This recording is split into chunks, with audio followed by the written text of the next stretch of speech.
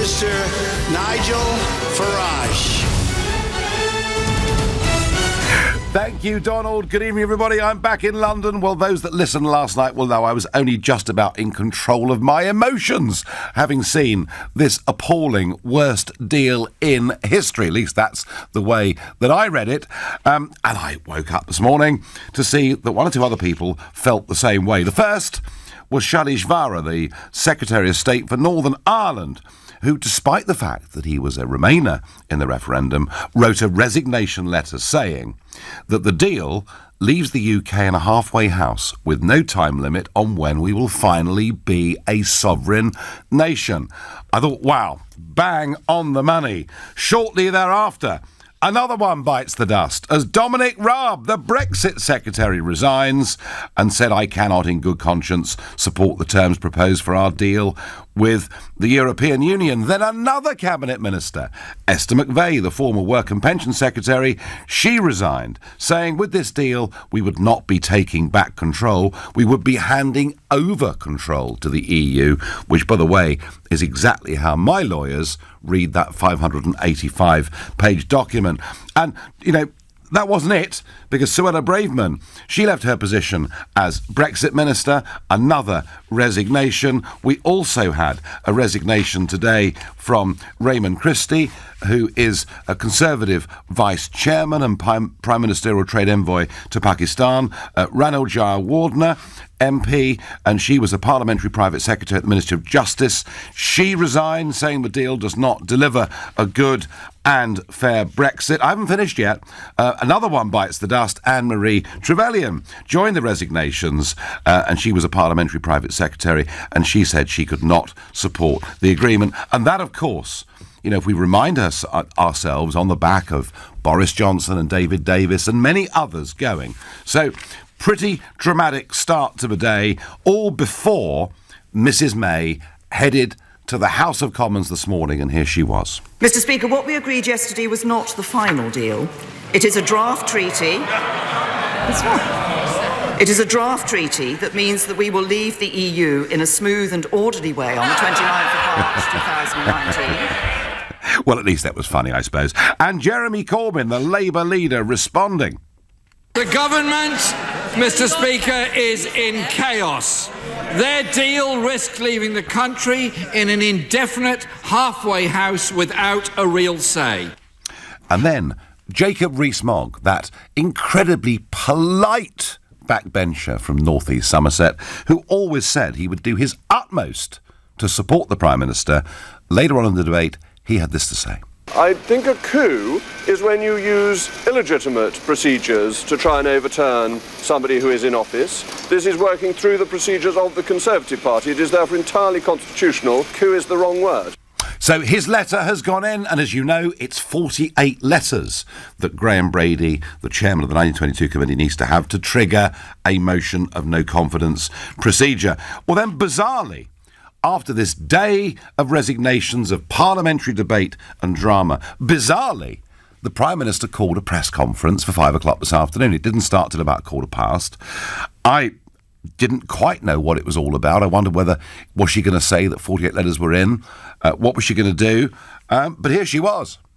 Free movement ended. Vast annual payments Not true. stopped. Not true. The jurisdiction of the ECJ over. Questionable. Out of the CAP. No chance. Out of the CFP. Absolutely not. This is a Brexit that delivers on the priorities of the British people. Dear, oh dear, oh dear. In achieving these objectives, I'm also determined to protect the things that are important to us. I mean, none of it's true. You know, you just look at this document. Things like common fisheries policy stay as the status quo. There's no debate about taking back control of our borders, and we're going into a transition period that could be effectively without end. Oh, Monsieur Barnier, he thinks we're tied into the customs union in perpetuity, and there is nothing in that document that shows us a date at which the transition period will end. And actually, we wouldn't be able to do so unless the EU agreed. It's like saying, I'll voluntarily go into prison, but when I leave, I'll have to get the permission of the jailer. It does not make any sense at all. So, in the light of all of this, I'm asking you, is the end of May nigh? And if you think like me, she's a goner. Call 0345 6060 973. Maybe you think she's a brave lady, battling away, sticking there like a limpet in the most difficult of circumstances, in which case text to 84850. Or maybe you fancy somebody else at the helm, in which case, of course, tweet using the hashtag Farage and LBC at LBC. Watch us on Facebook. We are live here in London and, of course, down in Westminster too. And I'm going to go to Westminster and speak to LBC's political editor, Theo Usherwood. Theo, help me. What on earth was that press conference about this evening, given she'd said all the same things this morning? The press conference this evening was, in effect, a rebuttal to Jacob Rees-Mogg stepping out of St Stephen's entrance and saying that he was going to hand in his letter to Sir Graham Brady, the chairman of the 1922 committee, and was urging others to do so, saying that he had no confidence in the Prime Minister. There had been speculation, many of us wondering whether Theresa May would try and seize the initiative, Nigel, by saying there's a leadership challenge coming down the tracks and I'm going to see it off. I'm going to do a John Major and, in effect, trigger a no confidence vote in myself and force their hand, rather than allowing Mr Rees-Mogg and the European Research Group to set the pace of any vote, which is expected, incidentally, on Tuesday. We haven't officially reached that number, 48 yet, so Graham Brady hasn't made any announcement, declared it. But we're now switching between two tracks on this story. You've got the MPs threatening, or the threat of a no-confidence vote on the one hand, and then you have the resignations of high-profile cabinet ministers on the other. There are now sources saying that Number 10 are expecting Michael Gove, the Environment Secretary, to resign tonight. No comment officially. Theo, I heard that he was offered the job of Brexit Secretary in the wake of Raab's resignation, but said he would only take it if the current deal was torn up and we start again. And there have also been family circumstances which has meant that he hasn't been playing a full part in the psychodrama here in Westminster tonight and throughout the day. And then we understand Penny Mordaunt, the International Development Secretary, is due to meet Theresa May tonight. Now, if Michael Gove, the key one here, as you know, Nigel, is Michael Gove. He's become the shop steward for the cabinet, somebody who can take counsel from the Remainers on the one hand and the Leavers on the other. The steady force, the real brains in that cabinet. And if Michael Gove resigns, then that's really bad news for Number 10. OK, we're going to watch it very carefully. Thank you very much indeed, Theo. Folks, you have heard a lot today from politicians, those defending the Prime Minister herself, and those attacking the Prime Minister and resigning. Time for the public. Gary in Orpington, is the end of May nigh? No, definitely not, Nigel. I mean, I'm not a Theresa May fan. In actual fact, I thought she was going to sell us down the river. I've changed my complete opinion of her. I think she's done exactly what the British public said that they wanted. And I think that, she's done exactly what everyone voted for. So to hand over up to 60 billion quid, to keep us tied inside European Union rules, to have taxation without representation, not to take, no prospect any time soon of getting back control of our borders, our fisheries. How on earth, Gary, is that holding faith with the Brexit vote? But that's not what she said this evening, Nigel. I know, and that's but Gary, isn't that the problem? She says one thing and does another. She is utterly duplicitous in almost everything that she does. Well, she said this evening that she was answering what the British public wanted. She was going to strengthen the borders. She was not going to put up a border in Northern Ireland. Mm-hmm. She said that she was going to do everything the British public voted for. And going by her speech this evening, if she is true to that speech, then I'm sorry, she's answered the British public's Brexit. Well, I voted out of Brexit, and I think she's answered mine completely. Gary, she said repeatedly, we are leaving the customs union, over and over and over, including in the general election campaign, and now she says we're staying in the customs union. How do you square that circle? Well, I think she's got a difficult job, Nigel. She's got a difficult job because she's also got to think of the best interest of the country. The reason the majority of people voted for Brexit wasn't really for anything other than the fact that they wanted the borders strengthened. They wanted free movement restricted, which it's not going to be at any time in the foreseeable future. Well, I can only go on her speech this evening. All right, Gary, Nigel. you're taking it. No, OK, fine. You are taking our Prime Minister at her word. I am saying to you that time and again, she stands up and says these things and does the very opposite. Gary, you and I disagree, but it's a polite conversation. I'm off to Kingston-on-Thames to speak to Rick. Rick, is the end of May nigh? No, well, I think the problem you've got is even if there's 48 letters that I think have already gone through to the 1922 committee. We don't quite know that yet, but it must be close, yeah. Well, it must be close, and I think it's inevitable, to be honest. Yeah. I think even then, the vote of confidence will be won by Theresa May. I think the Parliamentary Tory party will vote for Theresa May because there is absolutely no one who is an alternative. They will never vote for a hard Brexiter because they will never be able to get anything through Parliament. OK, but what if, Rick, this appalling, as I call it, worst deal in history, doesn't pass in the House of Commons? That's going to put her in a very difficult spot, isn't it? Yes, absolutely. And I think then you have a choice. Do you have a choice of a no deal or going back to the public or a referendum or a general election? Then there is a choice, right? But I don't think... Yeah, I mean, that's what she was threatening people with today, wasn't it? She was saying, look, it's either this deal or there could be no Brexit at all, was kind of what she was saying to people. So, Rick, you think that even with the 48 letters, she clings on like a limpet? Well, it's not like a limpet. There's no one else that is going to make those decisions and make that negotiation happen. There is no one. OK. All right. Well, I think there are one or two people out there who fancy their chances at this. David Davis, Boris Johnson, to name but two, both of whom think they could do a better job of this. Yet they don't ever quite...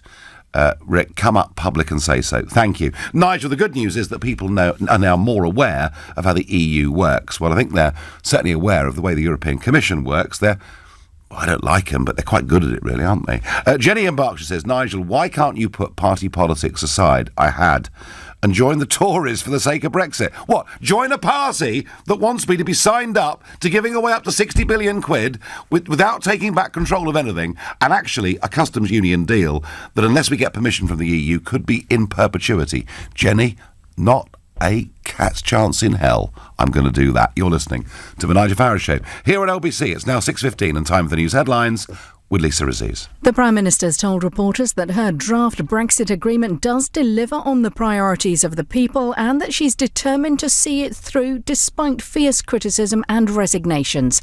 Earlier, Theresa May faced rebellion from some Eurosceptic Conservative MPs unhappy with her proposals. Jacob Rees-Mogg confirmed he submitted a letter calling for a vote of no confidence in her leadership to the chairman of the 1922 Backbench Committee. Mrs May's now received 7 resignation letters so far in protest at her plans. 2 were from senior cabinet members, including the former Brexit secretary. She's yet to appoint a new one. LBC weather: heavy rain across northwestern parts, easing through tonight, dry but cloudy elsewhere, a low of 4 degrees. LBC Travel, I'm Joanne Webb. Huge delays on the M25 clockwise to the QE2 bridge, and that's because of an accident. Traffic was being held. It's just been released, but it's still extremely slow on the approach. Also on the M25, one lane's been closed anti-clockwise just after junction 26 at Waltham Abbey, where a van has broken down. In Greenwich, there are delays. Greenwich South Street remains closed. Regent Street is closed between Piccadilly Circus and Oxford Circus, where the Christmas lights are being switched on later. And very busy now in Wembley because England are taking on USA at the Wembley Stadium. Brexit. Follow the fallout. Live on LBC. Little Red Riding Hood has been trying to sell her grandma's home for some time now, but the estate agent's shiny, sharp teeth have left her with sweat on her brow. Trust me, darling, I just want what's best for you, hence the added fees. However, she spoke to the friendly team at Property Rescue, who cut out the middleman and guaranteed a sale in as little as 48 hours with no fees whatsoever. Fast forward to living happily ever after. Visit propertyrescue.co.uk. Property Rescue. Fast forward to sold. A good summer. Finally. When your kids go to bed. Ugh, finally. Making a profit. Finally. A business bank doing something different. Finally. Like giving cash back on your business account. Introducing the new Santander 123 Business Current account. Finally. A proper reason to switch. Cash back up to £300 annually on credit turnover. Monthly fee £12.50. For UK-based companies with up to 2 directors, owners or partners. 18 plus T's and C's apply. You can play People's Postcode Lottery for just £10 a month, and winning postcodes are announced every single day. This December, there's even more prizes. Over £14 million is guaranteed to be won. Enter your postcode before midnight on the 22nd of November to play in the December draws at postcodelottery.co.uk. PPL manages lotteries on behalf of good causes. Players must be over 16. Terms and conditions apply. Please play responsibly. Someone's knocking at the door. Right, so I've corrected that typo in the contract on page 3. Perfect. I've had a read through everything else. It all looks good. Well done. Great. I'll print a copy and put it on your desk to sign. Oh, brilliant. Thank you. Shh, it's starting. Sorry. Got to go. Okay. Enjoy the show. With all the technology your business needs to work flexibly, combined with the UK's largest Wi-Fi network, we'll help everything stay on track no matter where your working day takes you. Find out more at bt.com/LBC. BT. Be there. TfL and the Mayor of London are growing the capital's fleet of electric and hybrid buses. Their significantly lower emissions are helping to bring cleaner air to London. Great news for, well, basically anything that breathes when you think about it. For more information, search TfL Improvements. To the Mayor of London and TfL, every journey matters. Where are we? The New Forest. But I thought we only had the Mini Countryman booked for a test drive. We can't stay here. We're not going to. This isn't exactly what I meant. Relax. With Mini's new 48-hour test drive, you can use the Countryman for exactly what it's built for. Exploring. Plus, it's an SUV, the largest Mini in the range, so you can pack loads more in. Great. Where next? Well, you know how you've always wanted to try kayaking? The Mini Countryman 48-hour test drive. Visit mini.co.uk to book yours. Mini. Who's in? Test drive subject to status and availability. Terms and conditions apply. Participating Mini retailers only. The Nigel Farage Show on LBC.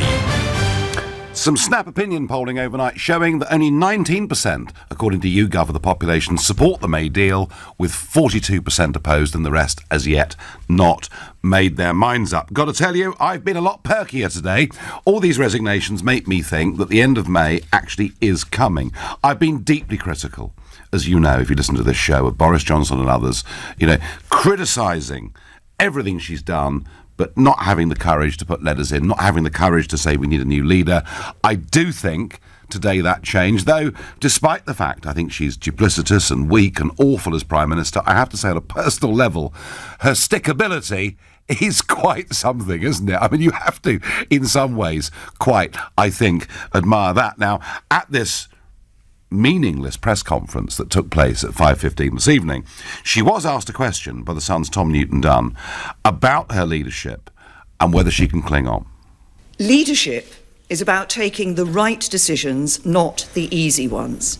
As Prime Minister, my job is to bring back a deal that delivers on the vote of the British people, that does that by ending free movement, all the things I raised in my statement, ending free movement, ensuring we're not sending vast annual sums to the EU any longer, ending the jurisdiction of the European Court of Justice, but also protects jobs and protects people's livelihoods, protects our security, protects the Union of the United Kingdom. I believe that this is a deal which does deliver that, which is in the national interest. And am I going to see this through? Yes. Well, I have to say, folks, I think she's a bit delusional. I mean, I did predict that deal would get through Cabinet, and it did. But when we saw, the full details of it overnight, that led to this spate of resignations. And I've said before, I said 3 weeks ago that I thought it was 70-30, she'd get it through the House of Commons. I said last night, I thought it had moved and shifted and changed. I have to say now, I don't think she can get this deal through the House of Commons. I don't really think the numbers are there. And with it, her premiership, given these resignations, given this loss of confidence, I think she is on the way out. And I have to say, I really hope she's on the way out. I want us to have a Brexit Prime Minister, somebody who actually believes in Brexit, believes in Britain, is prepared to put forward a bold, courageous plan. And I think the voters will unite around it. That's my view. I think she's a goner, but I do understand many of you disagree with me. Carl is a first-time caller from Hull. Good evening, Carl. Yeah, good evening, Nigel. You are absolutely right. The end is definitely nigh. Right. Don't get me wrong. I think there's certainly some challenges for the Prime Minister. I genuinely believe it's been a troublesome job throughout the Brexit process, but there's been real inconsistency and pivoting on the leadership front, and I think that's what's cost here. Ultimately, I'm sure that's what's going to happen, and I think the democracy. Listen, the first time I voted, Nigel, I'm 46 years of age. Yeah. First time I voted was at the referendum because I believed that my vote would make a difference. And this is Carl. There are millions of people, Carl, like you. That was their first ever vote, and I worry, Carl, if it's not delivered, whether you'll ever vote again for anybody. Well, like yourself and many callers over the last couple of 3 weeks, Nigel, there's been a lot of thought going into the Lancaster House speech. Yeah. Now, if she delivered on that, no problem. then you know what? Yeah. There might have been a different tone around the country, Yep. a lot more faith in the government, certainly less resignations have gone in, as they clearly have done today. I think it's 7, I think you mentioned. So we're at crisis point now. So going on to your second part of the question for me, Nigel, is it's now time for genuine leadership, somebody with experience, somebody like David Davis I'd like to see take the reins as an interim measure, and somebody like Jacob Rees-Mogg, who spoke very eloquently this afternoon, somebody like him to take the reins in about 12 months' time and take this country back on a path where it needs to be. And what about Boris, Carl? No, I think Boris has missed his trick, Nigel. Okay. I think I do. I genuinely do. I think he showed his hand far too early. I think he was looking for support. It didn't happen. He's made one or two off-the-cuff remarks, which I don't think has helped him over the last sort of 4 or 5 months. Okay. And he's sort of gone out, my opinion, he's gone out of the wilderness a little bit. But yet, somebody like Jacob Rees-Mogg, longer term, he's told the party line, in my opinion, he's told the party line, he's shown support for his Prime Minister, Not he's today. shown support for his party. Not today. Well, absolutely, but today, today I think he's got to a point where he's thought, hang on, it's country before party. He's always been a Brexiteer, and he believes in delivering what the people voted for. Carl, great call. Keep your faith in our democratic process. We are going to get there in the end, I promise you. David is calling from Preston. Good evening, David. Good evening, Nigel. Much better than this time yesterday. Yeah, so am I. I'm quite chirpy, actually, because I do think... I think Theresa May's days are numbered, and I'll tell you the reason why. Yep. Shortly after Dominic Raab resigned this morning, I was looking on Laura Koonsberg's Twitter feed, and in that Twitter feed, she said that Dominic Raab had said that the EU has been blackmailing the UK. Yeah. That's the Brexit secretary saying that the EU has been blackmailing the UK. What about that? Well, they're bullies, and I call them gangsters, of course, David. So this would be behaviour entirely in keeping, wouldn't it? Well, yes, and we'd expect you to say that, Nigel, but this is coming from the shortly Brexit secretary saying that. Yep. So he's been in the room with them. Yep. Well, listen, I've spent 20 years with them, David. 20 years with them. And this is the problem with the European Commission being the government of Europe, is you have power without accountability, and they can do what the hell they like. How long was she last, David? Maybe a week. Maybe a week. And then I think that, like I said about 6 weeks ago on your show, I think David Davis should take over as interim Brexit. Well, there's certainly some growing support for him. David, thank you. Easy for your lot to whinge about the deal, but you haven't gone through the negotiations and haven't given any clue about how you would sort it out any better, says Kate in East Sheen. 25 years, Kate, I've argued for a simple free trade deal. No membership of political union. Chris in Chadwell Heath says it's just a withdrawal agreement covering the next few years. It isn't a blueprint for our future relationship. It's probably the best deal we could have got, and there's no point sending people back to ask for something better. Well, Chris, let me tell you something. If this is the best we can get, it isn't worth having. It actually, in many ways, makes our sovereignty weaker than it is right now, because we're going to have taxation without representation. Colin from Derbyshire says, educate me. May says we will no longer be tied by the ECHR. Where is she wrong? The ECHR point, it looks like they will have some joint say, but interestingly, Colin, an arbitration panel is being set up. And it looks like on that arbitration panel, we will for most of the time be in a 3-2 minority. So not much joy there either, I would suggest. I'm going to go to Finchley and speak to Edward. Edward, good evening. Hello, Nigel.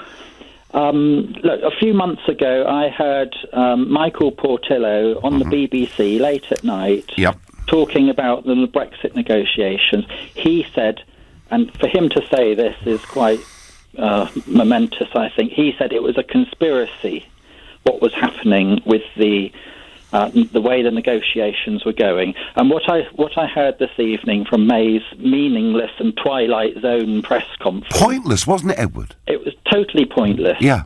In fact, it was so pointless, the assembled press didn't even know it had finished because we were waiting for the punchline. and no one put their hands up to ask her a question because there was no punchline. I know. There was no semicolon. There was nothing. It was totally meaningless. Dismal. And for her to have the confidence to come out and do this confirms what I think Portillo said all those months ago.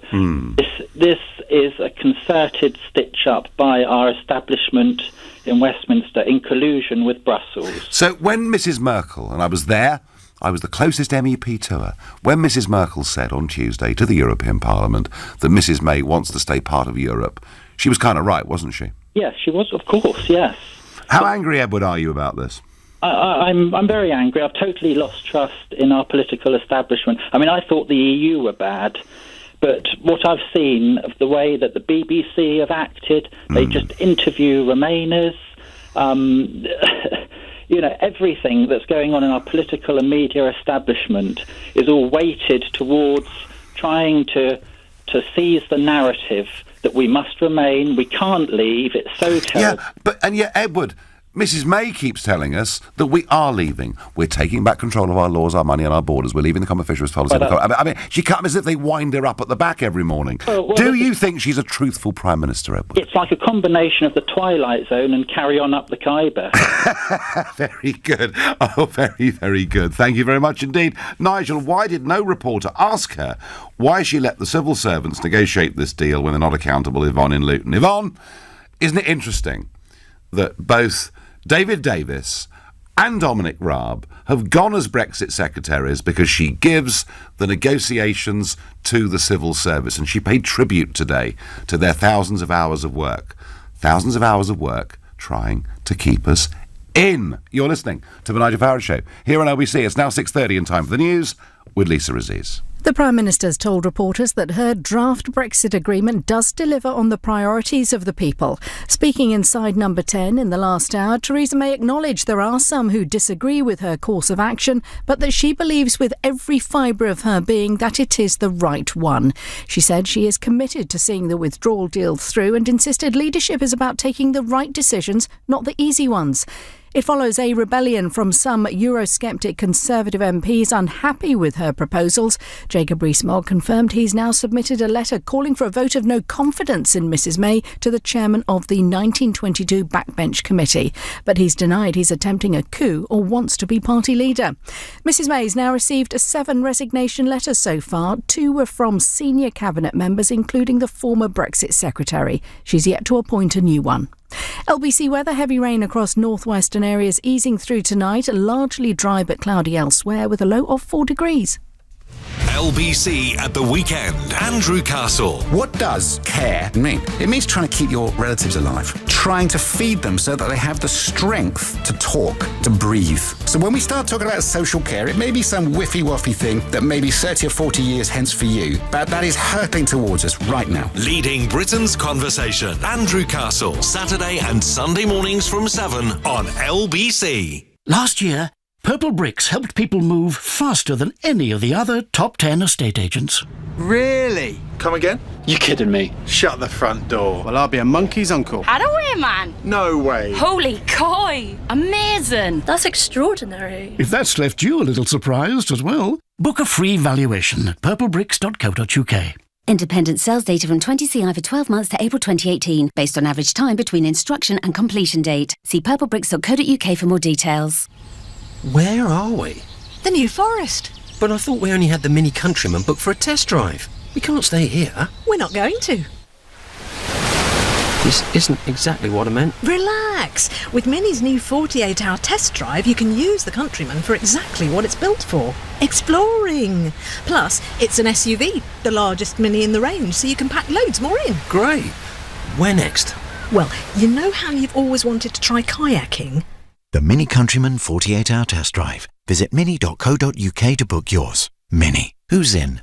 Test drive subject to status and availability. Terms and conditions apply. Participating Mini retailers only. It's time. Time to join the millions of people that meet happy with Zoom video conferencing. With stunning HD video, crisp audio, and instant wireless sharing across any mobile, tablet, or desktop device. But the best thing about Zoom? It just works. So ditch the distractions, join the movement, and meet happy with Zoom video conferencing. Visit zoom.us to set up your free account today. That's zoom.us. Zoom video conferencing. Why wait for Black Friday? Because no one likes waiting. And at Oak Furniture Land, you don't have to. Right now, you'll find great-looking furniture, all in solid hardwood, at amazing prices with guaranteed Christmas delivery. So why wait? Save now at Oak Furniture Land. There's a store near you. Ends Sunday.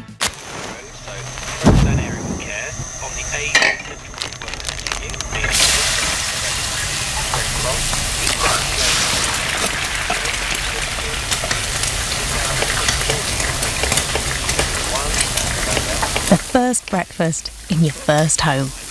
Halifax know how good that feeling is. And if you're a first-time buyer, we'll do everything we can to help make it happen for you.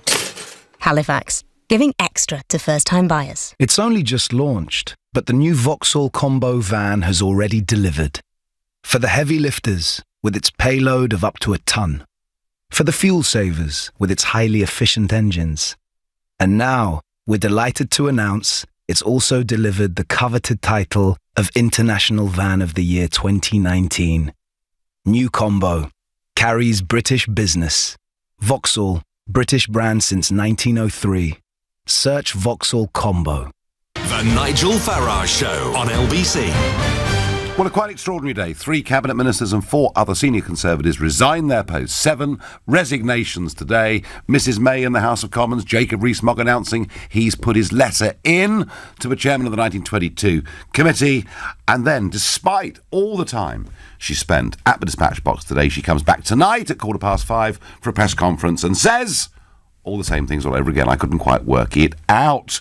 Richard says, what a day. I'm in Tenerife on holidays and I've been glued to LBC radio all day. The deal sucks badly. Hats off to May's stickability. Yeah, Richard, that's I don't like her at all. I hate what she's doing. I think she's utterly dishonest, but I do admire this limpet-like ability to stay on the rock despite the fact the circumstances are tough. I just think it's reached an end, and I think, just the sheer number of people today walking away, I do not see how she can survive, and I cannot now see how that vote can command a majority in the House of Commons. So I think today was the day that things did actually change. Nigel, you won't read this because it squashes your point. Yes, I will. I'll read any... Listen, you can ring up on 0345 6060 973 and you can, as long as you're polite and don't swear, you can say what the hell you like to me. That's what we're here for. This is about open, proper, genuine, democratic debate. However, you can't join an organisation, act as a significant member in creating the aims, rules and structure of it, and then claim that the club is blackmailing you. That's just not logical. Ben in Brighton, let me tell you, these people are massively powerful in Brussels. They are used to always getting their way. They're very good at slapping down democratically elected governments and making them toe the line.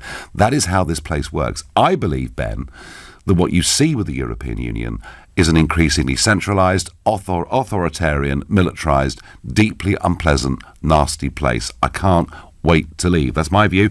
Let's go to Northumberland and speak to Nicola. Hi, Nicola. Hello, Nigel. Lovely to talk to you. Lovely to talk to you. So, is she a goner, Nicola? Come on, cheer me up and say yes. Please. She was a goner so long ago. Well, she's still there. I just can't help but think back to David Cameron going round at the EU states, trying to get changes made. Yep. To come back to our country to say, look, I can give you this. They are prepared to give us this. So we won't have to go to a referendum. That didn't happen. And, therefore a referendum was called because the EU state will not negotiate. So why we wasted 2 years knowing full well it's more than that that, the EU will not negotiate. Nicola, what has she achieved? What has she achieved in this nearly 2.5 years that we're coming up Well, for? she hasn't, Nothing. Nigel, at Nothing. all. Because as far as I'm concerned, I'm a staunch Brexiteer. Mm-hmm. She is a Remainer. It was wrong from the word go. She should never, ever have been in charge of leading our negotiations. But the EU will not negotiate. That's the main point. Well, Nicola, I went to meet Barnier. Or negotiate. I went to meet Barnier on the 8th of January this year. Not sitting in the coffee bar in Strasbourg, but a formal meeting in his office in Brussels with my lawyer, and the one thing that was absolutely clear to me, Nicola, was he was going to make absolutely as sure as he could that we would stay within the EU's rule book. Yeah. And of course we'd sold the pass. We'd sold the pass the month before when she left Downing Street at 4:15 in the morning to go and meet this unelected bureaucrat's deadline and agreed to the backstop. And it's been downhill ever since. Nicola, I'm with you. I've got my fingers crossed that she goes, because I think if we get a Brexiteer in number 10 with a positive message, I think the country would unite behind them. And once that happens, I suspect the parliamentary numbers would get a bit easier. She has got to go, Nigel, and she will go. But I just hope Michael Gove doesn't step into her shoes. Well, let's wait. I tell you what, we'll speculate on that as the next few days go by. But like you, I think she's going to go. I did pop something in the fridge today. I'm waiting for that moment. Thank you. I am off to Crewe in Cheshire to speak to Rob, who's a first-time caller to this show. Good evening, Rob. Good evening, Nigel. Pleasure to speak to you. Pleasure to speak to you. So does she stay or does she go? Is the M9? This whole business has revolved around the Northern Ireland backstop, and I'm surprised that no one really from either side has actually mentioned the fact that if countries that border the EU on mainland Europe don't have this same issue, why does it have to happen between Northern Ireland and Ireland? Yeah, or even Italian principalities that exist within Switzerland, etc., etc., etc. Precisely. Yeah. This all revolves around, in my opinion, the fact that I think she's probably going to get a nice little payoff from the European Union. So to hell with what happens. What? To the Rob, Tory come party. on! What are you saying, Rob? I mean, no, honestly, come on. She's not in this for money, is she? Of course she is. No, come on. Even I'm not that cynical, Rob. I mean, really. I mean, this all revolves around, in my opinion, the very beginning of the EEC when it was formulated, because there were a lot of politicians who had Marxist or communist leanings that were very, very pro a confederation of Europe. Oh yes, I mean Spinelli, Spinelli, the Italian, one of the great founders of this project, was an Italian communist. That's right. That is true.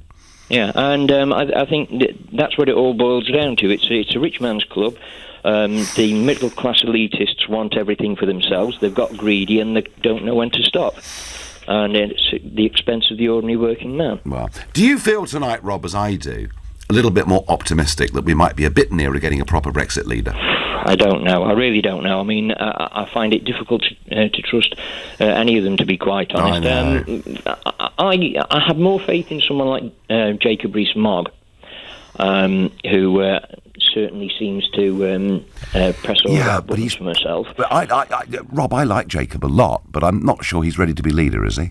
I think that the thing is that you don't. As long as you surround yourself with the right people, you can be a good leader. You know what I mean? But you've got to get through. You've got to get through the process. You've got to get down to a short list of 2 within the Conservative Party, Parliamentary Party, before it goes to the members. It's difficult. Rob, I thank you. I'm going to run on. Going to go to Forest Gate and speak to Patrick. Patrick, good evening. Is the end of May nigh? I think it is, Nigel. But I don't think anyone could do a better job than she's managed to do. Really? We've got remaining in the EU by the back door, and I'm loving it. Very good. Very good. But Patrick, I agree with you. I think if I was a Remainer, I'd be cock-a-hoop at what she's done. I tell you what, I used to be one of your biggest fans back a couple of years ago, but about 1 year ago, I feel like I started to wake up and smell the coffee and realising that we used to be one of the big bullies within the EU. And, we've given that up, but at the very least we can stay there and stick with rules and regulations that have benefited my life and benefited the lives of people up and down this country. It's been absolutely brilliant. What about competitiveness, Patrick? What about us becoming... What about competitiveness? Yeah. We're fabulously competitive. We're at the cutting edge of competitiveness. Oh, no, we're not. We have been for decades. No, we're falling behind terribly. We're falling behind the Far East. Terribly, Patrick. I mean, one of the things I always wanted from Brexit, and what Barnier was determined to stop, and with this deal he would have succeeded, is to stop us being competitive. And I like competition, Patrick, because I think it gives people more product choice and cheaper prices. Well, that's fair enough. I'm not going to argue about that, but I'm also not going to say that competitiveness is something that's been deeply brought down by the EU. When we talk about competitiveness, we should be having a nice, productive country, and then we're not productive, and that's not the fault of the EU. That's been a very long-term problem for us. Maybe too much cheap migrant labour, unskilled, hasn't helped either. Patrick, so basically, you would agree with me that this is a Remainers Brexit. Oh, absolutely. All right, great stuff. You're a great sport. Thank you very much indeed for that. James in Putney says, long-time listener, first-time texter and refugee from the BBC. I have written to my MP, Justine Greening, telling her my lifelong Conservative vote has now expired. James, I think, unless something is sorted out here, there are going to be millions of you, and I mean millions of you. Nigel, it's Christmas next month, and all I want for Christmas is to leave the EU. Interesting one here on Twitter. I blame all this on Gove. If he hadn't knifed Boris in the back, we'd have had a Brexit to be proud of, not this mess. Well, Chris, interesting. And yet you heard Theo Usherwood, LBC's political editor, earlier saying that Gove is effectively the shop steward of the cabinet. He's somebody that both Leavers and Remainers talk to. He's not been in London today, and that's not deliberate. He has had some family issues, problems to deal with. He's refused the job of becoming the Brexit secretary on the basis that if he did it, he'd want to put this in the bin and start again. And I wonder, because you're right, Vaz, on Twitter, it was Gove that brought Boris down, that killed those leadership ambitions, and it could be tomorrow, Michael Gove, that gets rid of the Prime Minister. I think he actually has that much power, whether you like him or not. You're listening to the Nigel Farage Show here on LBC. It's now 6:45 and time for the news headlines with Lisa Aziz. The Prime Minister's insisted that her draft Brexit agreement does deliver on the priorities of the people and that she's determined to see it through despite fierce criticism and resignations. Earlier, Theresa May faced rebellion from some Eurosceptic Conservative MPs unhappy with her proposals. Jacob Rees-Mogg confirmed he's submitted a letter calling for a vote of no confidence in her leadership to the chairman of the 1922 Backbench Committee. Mrs May's now received 7 resignation letters so far in protest at her plans. 2 were from senior cabinet members, including the former Brexit secretary. She's yet to appoint a new one. LBC weather, heavy rain across northwestern parts, easing through tonight, dry but cloudy elsewhere, a low of 4 degrees. LBC Travel, I'm Joanne Webb. Traffic was being held on the M25 clockwise at the QE2 bridge. It's open now, but it's still very slow from before junction 30 at the A13. Very busy on the M26 eastbound to the M20 junction after an accident. Regent Street is closed between Piccadilly Circus and Oxford Circus, and then Cockspur Street's had to be closed westbound at Trafalgar Square because of a demonstration. Very busy now in Wembley because of the football, and on the Underground, the Piccadilly line's not running between Uxbridge and Rayners Lane. Severe delays on the rest of the line, and there are severe delays on the District line and minor on the Circle and the Hammersmith and City. Coming up at 7 on LBC, Ian Dale. Well, what a day, and it isn't over yet. 7 resignations and a partridge in a pear tree. What's the future for Theresa May? Does she even have one? Cruel, but fair. Ian Dale on LBC. Is Donald Trump a dangerous provocateur or a great entrepreneur? Does the Me Too movement empower women or undermine them? Does the country need a people's vote, or have we already had one? With independent opinions from the best British journalists, read a magazine that makes you think. The Spectator. Open for debate. Try a month free at spectator.co.uk. Credit card required. Future subscription costs apply unless cancelled 7 days before end of trial. You and me are going to have such great adventures. Climb mountains, travel to the great beyond. Or we could drive around aimlessly for a bit to see if that works. With 7-inch touchscreen and navigation, Renault Kadjar is ready for life's adventures. Now with £2,500 deposit contribution, it's even easier to get one. Search Kadjar offers. 4.9% APR representative, Renault Finance, subject to status, over 18s, ordered by January 7th, registered by March 31st, 2019. Retail customers at participating dealers, T's and C's apply. Ooh, now let's get one of you on top of the mountain. Perfect. And one with the vineyard in the background. Very nice. Now one in front of the castle. You look great against the sunset. There are many ways to experience the picturesque beauty of Mallorca this winter, with its stunning mountains, vineyards and castles. But only one way to fly. Fly British Airways from Gatwick to Palma from £25 each way based on a return fare. Availability and dates are limited. Conditions and booking fee may apply. For more details, cba.com/Gatwick. Last year, Purple Bricks sold 3 times more homes than any of the other top 10 estate agents. What though? Really? How's that then? Shut the front door. Well, I'll be a monkey's uncle. That's amazing. I'm blown away. Holy coy! No way.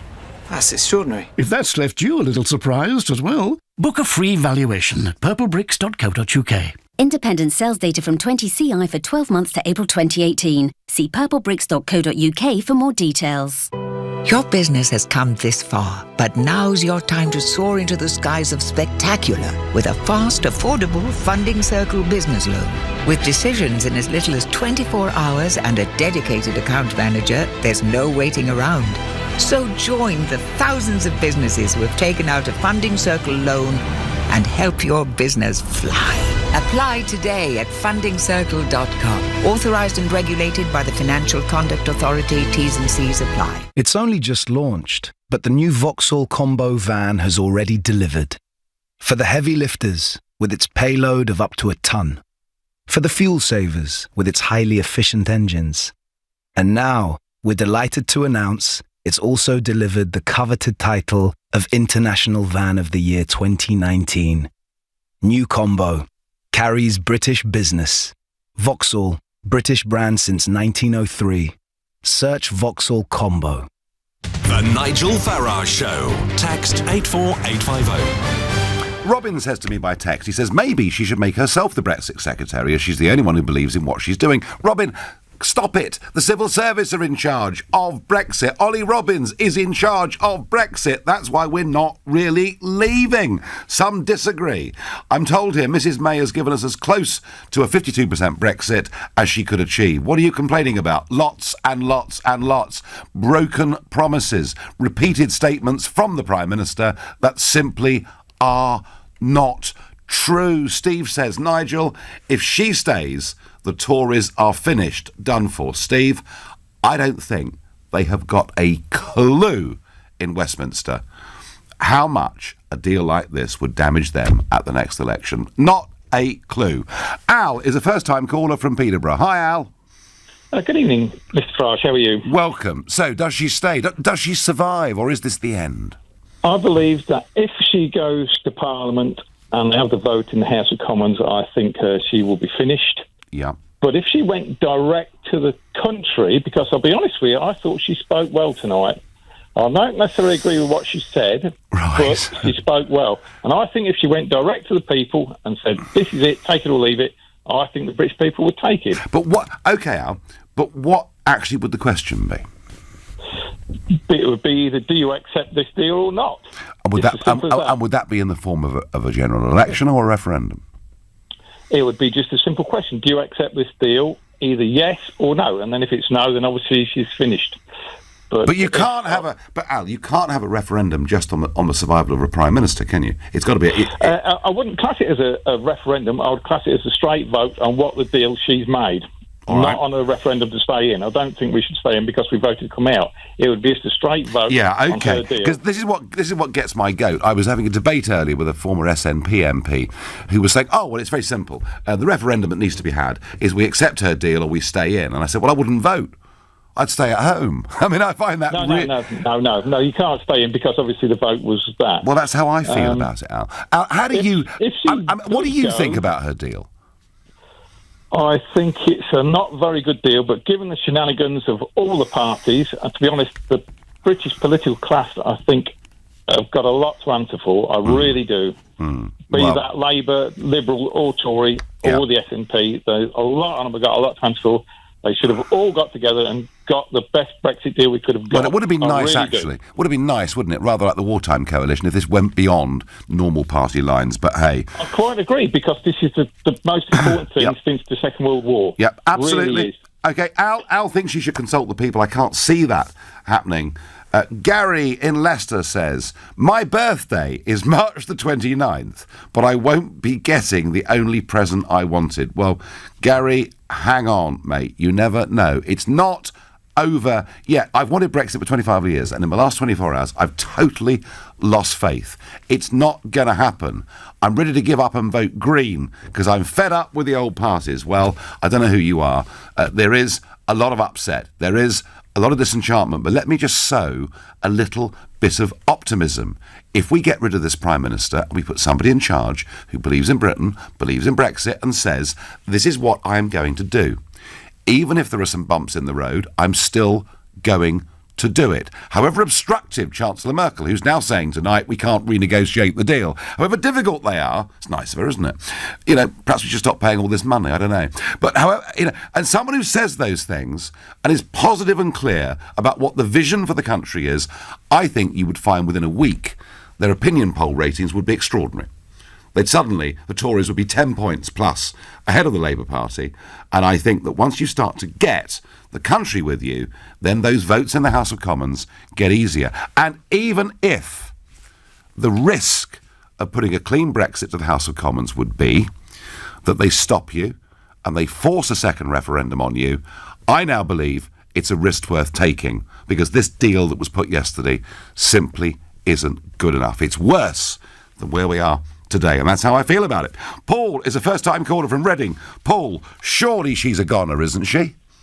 Hello, Nigel. Hello. I think she should be. But you know what? Would it make any difference, to be honest? Well... Because we all know the civil service is running this. I know. Whether Corbyn's in, May's in, Botwood. Listen, when I watched her tonight on that meeting that she had at 5:15, 5:20... Yeah.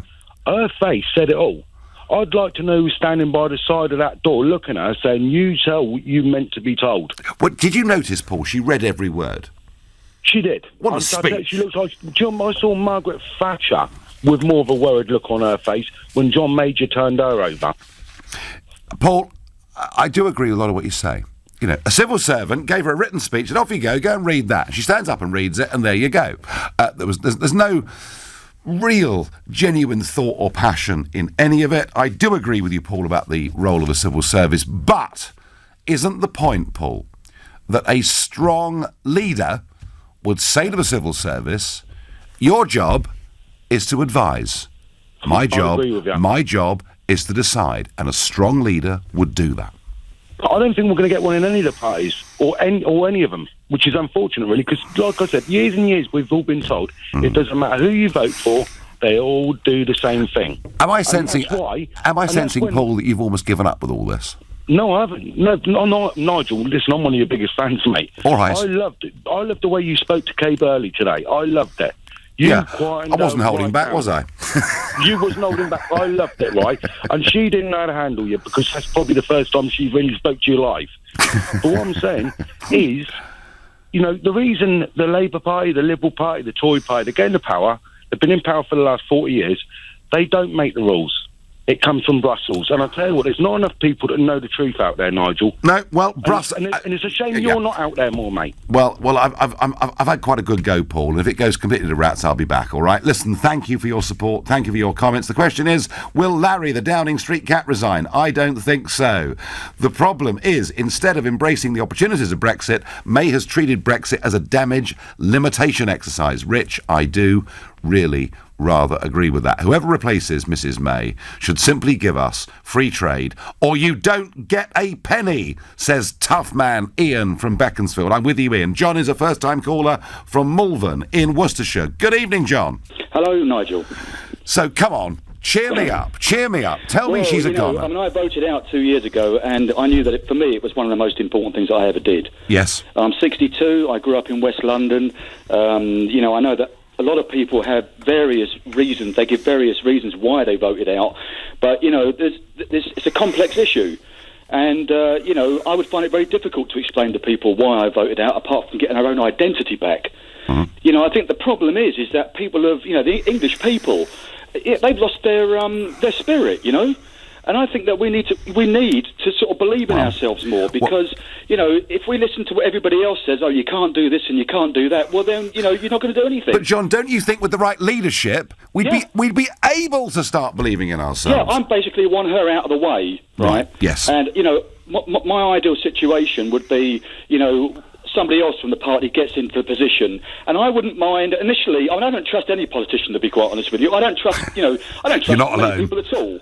Yeah. But the thing is, is that at the end of the day, you've got to feel your way as you're going along, and I think that if maybe Boris got in, or even Jacob Rees-Mogg, I think Jacob Rees-Mogg's a highly intelligent man. He's got a. I think he comes across. I'm not sure he'd make the last two, but John, I'm with you. A change of leader, thank you for the call, a change of direction, somebody at the top who believes in this, somebody to provide a bit of hope, a bit of encouragement, a bit of inspiration to the country, and we might find a very different tone around the whole Brexit debate. You've been listening to the Nigel Farage Show. I'm back on Sunday morning at 10 o'clock, and at 10 tonight it's Tom Swarbrick. But up next, it's Ian Dale, who's going to tell me whether he thinks Theresa May can survive. I think it's highly unlikely now. She's very resilient.